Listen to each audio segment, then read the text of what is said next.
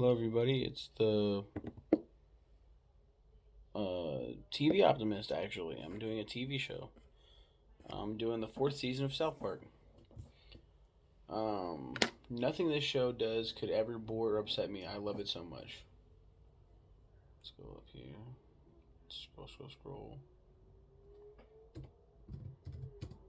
I never have anything ready. Boom. Season 4.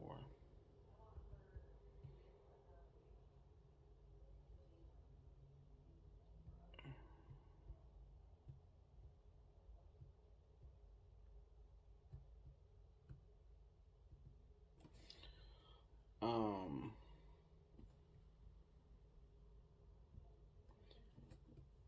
yeah, Mary Kay Berg. This is when Mary Kay Bergman. I got kind of emotional with the last read. That's right. The first four episodes in the season has a year 2000 at the end of their episode titles. As explained in the FAQ section on the official website, when the year 2000 was coming up, everyone and their brother had 2000 in the titles of their products and TV shows. America was obsessed with 2000, so Trey Parker put 2000 in the titles to make fun of the ubiquity of the phrase. The Tooth Fairy's Tats 2000. Now it's just the Tooth Fairy's Tats. The boys plan to get rich off of the scheme of the Tooth Fairy, to attract the attention of an unusual crime boss. Uh, Cartman's Silly Hate Crime 2000. After hitting Tolkien in the head with a rock,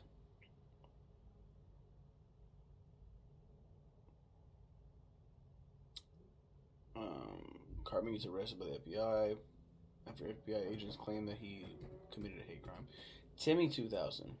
All the kids in South Park are mistakenly diagnosed with attention deficit disorder after the new mentally disabled student Timmy is misdiagnosed himself. Meanwhile, Timmy joins Skylar's rock band and Phil Collins plots to separate them. Yeah, Timmy and the Lords of the Underworld. Timmy. Yeah, it's just like Timmy's like one of the best characters. They were supposed to be. It was supposed to be a one-off, and everybody started just shouting Timmy, and Trey Parker says it beautifully in an interview.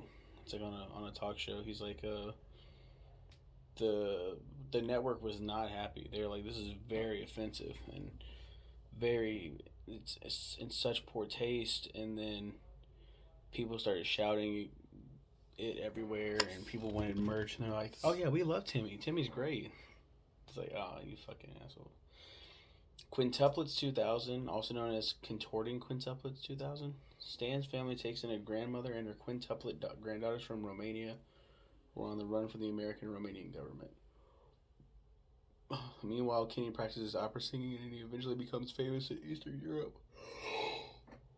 I hate getting. I'm always like, I'm yawning like crazy in these videos. I might not be healthy. Carmen joins NAMBLA. Cartman's search for mature friends lands him as a poster child for NAMBLA. Meanwhile, Kenny tries to prevent his parents from planning to have a child. The crazy thing about this one is NAMBLA is a real thing. Like, it's a real thing.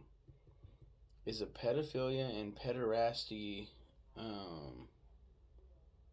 advocacy organization in the United States. It works to abolish age of consent laws, criminalizing adult sexual involvement with minors, and campaigns for the release of men who have been jailed for sexual contacts with minors that did not involve what it considers coercion.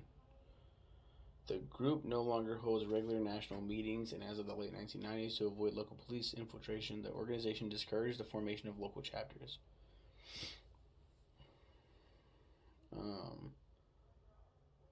Around 1995, an undercover detective discovered there were 1,100 people on the organization's rolls. NAMBLA was the largest group in international pedophile and child emancipation, an international pro-pedophile activist organization. That's fucking crazy. Since then, the organization has dwindled to only a handful of people, with many members joining online pedophile networks, according to Xavier Von Erck, director of operations at the anti-pedophile organization Perverted Justice. As of 2005, a newspaper reported A newspaper report stated that NAMBLA was based in New York and San Francisco.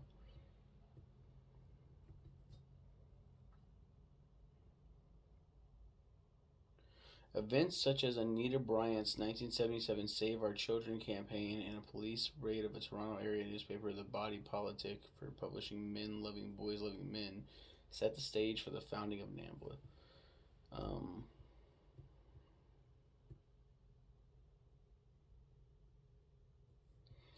Allen Ginsberg, poet and father of the Beat Generation, was an affiliated member of NAMBLA, claiming to have joined the organization in defense of free speech.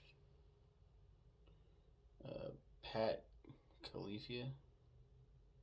Califia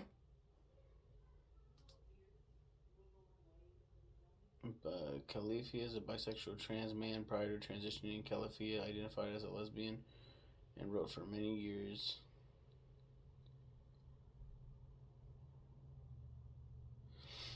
Camille Paglia.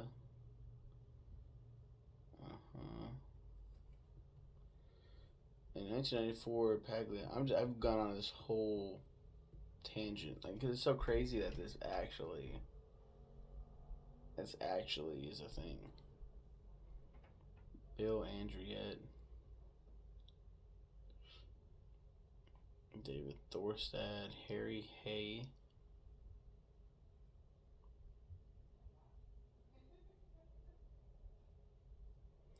Yeah, Cartman joins NAMBLA in this episode, and it is a touchy subject, but in true South Park fashion, they handle it really well.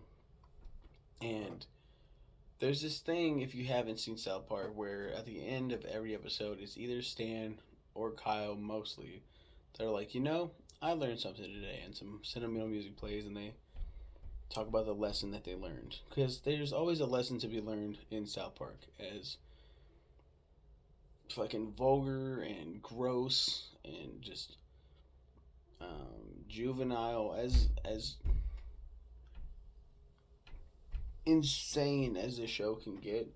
There is a moral in every episode. It's so fucking funny. It hits even harder now that I'm an adult and I realize what the fuck they're talking about. I remember this episode, and now I'm an adult. I'm now a grown man with children, and I'm like, oh, this episode is different now. And then I look it up, and I'm like, oh, NAMBLA's fucking real? In this episode, at the end, the president of NAMBLA goes, I learned something today. And the music plays. He's like, just because, there's something you don't understand doesn't mean that you should, villainize it or something like that. And the boys are like, no, dude, you're fucked up in the head. You need to get help. He's like, no, that's ignorant. And, that's, you're just not thinking outside the box or whatever the fuck. And they're like, no, seriously, you're fucking kids. That's a problem. Oh, shit. Amazing episode. Cherokee hair tampons. Stan must get Cartman to donate one of his kidneys to save Kyle's life, while everyone in town is addicted to New Age medicine run by an old woman and her Native American co-workers. Meanwhile, Mr. Garrison becomes a romance novelist after getting fired from teaching for his incompetence and his actions in the previous episode. Oh, he was a part of NAMBLA, I think. Chef goes nanners. Chef protests against the racist imagery on the South Park flag. Meanwhile, Wendy freaks out when she begins to have a crush on Cartman. Yeah, she's against the flag, I think. And Cartman doesn't care, it's just a flag. And then they work together on this project, and then she thinks oh my god, I'm starting to have feelings for him. Something you can do with your finger. Cartman ropes Stan, Kyle, and Kenny into creating a boy band, Finger Bang, in the quest to get $10 million. Wendy joins in the band and poses as a boy. Meanwhile, Stan's father, Randy, tries to prevent Stan from joining, as his previous ventures in a boy band didn't end well. Do the handicapped go to hell? The boys question whether the handicapped Timmy or Jews like Ike and Kyle go to heaven, while Saddam Hussein returns to hell, leading to an awkward reunion with Satan. So this is episode 9, Do the Handicapped Go to Hell? The next episode, probably. Cartman and the boys start their own church against the wishes of their parents. Meanwhile, Satan must choose between his two lovers. And it's pretty cool to see Satan and Saddam have their shit again after the film. It is kind of sad to see like Satan might choose Saddam again. It's me talking about the fucking devil. Fourth grade. The boys enter fourth grade and build a time machine to go back to the third grade. Meanwhile, the fourth grade teacher, Miss Chokes on Dick, seeks help in controlling the students from Mr. Garrison, who is now a hermit who won't come to terms with his homosexuality. Trapper Keeper. A man from the future wants Cartman's new Trapper Keeper. Meanwhile, Mr. Garrison's kindergarten class holds an election for class president with confusing results in the voting. Helen Keller, the musical. Timmy attempts to find a live turkey for the Thanksgiving play. Pip. The episode internally is called Pip. It's called Pip in like the DVDs online, but it's Great Expectations. It's a retelling of Charles Dickens' Great Expectations, starring Pip, with Malcolm McDowell playing a British person narrating, and it's just Malcolm McDowell, no animation, nothing. It's him. Oh, but let me read Charles Dickens' Great Expectations. It's a really fucking bad episode. Like I get it, like it's kind of, but it's like it's trying to go too smart. It's genius in a dumb way. Like I don't know, it's very outside the box, very bold, a bold choice. Fat Camp. Cartman is sent to a weight loss camp. Meanwhile, Kenny becomes famous for doing disgusting and shocking things for money. The Wacky Molestation Adventure. The boys, angry at their parents, send them to jail claiming they were molested, leaving the town to all of their children. And then my favorite episode, A Very Crappy Christmas. Kyle is upset when Mr. Hanky is too busy with his family to spread holiday cheer, so he and the other boys create a Christmas cartoon based on Parker and Stone's The Spirit of Christmas.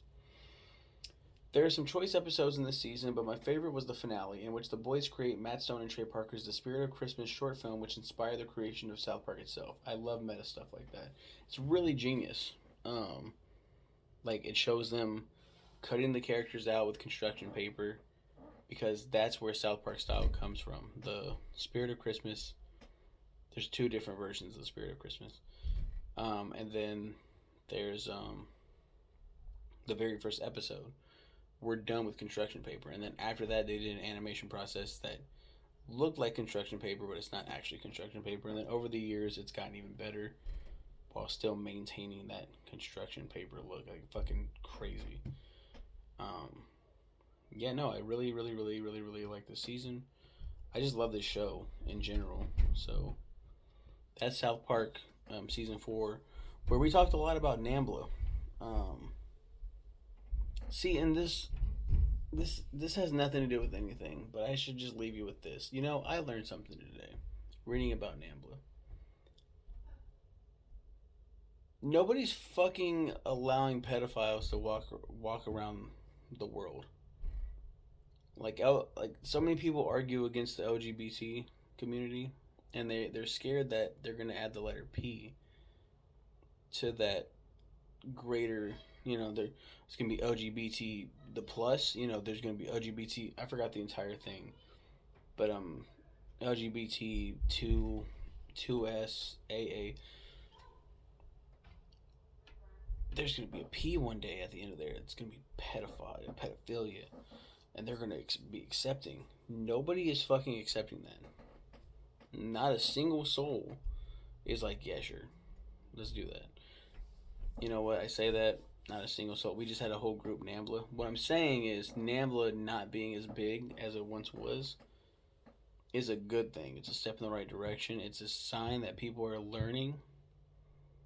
Holy shit, this is bad. There are pedophiles out there. There's something in their brain that makes them think the way they do. Sometimes they don't understand that what they're doing is wrong. And there's some that know it's wrong, and they turn to religion, they turn to therapy, they turn to something else. They're trying to get help. They don't want to act on these urges. They want to get better, and they want to fix whatever's in their brain. So, with that being said, I think we're moving in the right direction to get away from that shit. There are creeps, there are sickos, there are people in this world that are just fucked. But a lot of them are trying to not be fucked. They're trying to figure that shit out. And I think that's great. I think it's beautiful that we can try to coexist. with everybody, you know. That's it. That's South Park season 4. Okay, bye everybody.